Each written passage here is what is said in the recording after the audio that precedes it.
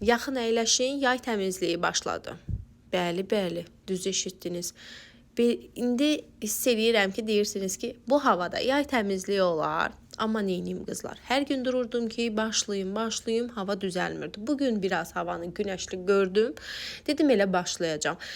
Bir gün qabaqdan bütün iki işvənerimin ikisini də töküb yayları çıxartdım. Qışları götürdüm. Elə həmən gecədən də tufan qalxdı. Pəncərələr bərbad vəziyyətdə idi. Ötürə bilmirdim. Xalçaları götürməyəcəm. Uşaqlı evdə. Özüm olsaydım hamısını yığışdırmışdım indidən. Sadəcə uşaqlı evdə deyə etmirəm.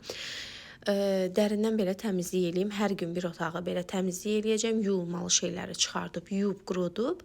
Bir də pərdənin qollarını çıxartmağı düşünürəm. Onlar qışda daha gözəl görünür. Yaya ehtiyac yoxdur. Sonra axırda bütün otaqları belə təmizləyib bitirəndən sonra axırda pakrovallar yeniləri səriləcək, pastellər yenilər sərib, işimi yekunlaşdıracağam. Hər günə bir otaq eləməsəm, mən heç nəyə çatdıra bilmərəm.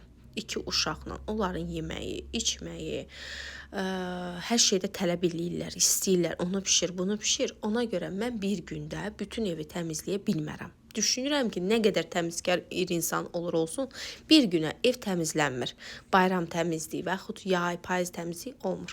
Bu qədər qızlar, bəyəndinizsə like edib rəy yazmağı unutmayın ki, kəşfiyyata düşək, dəstək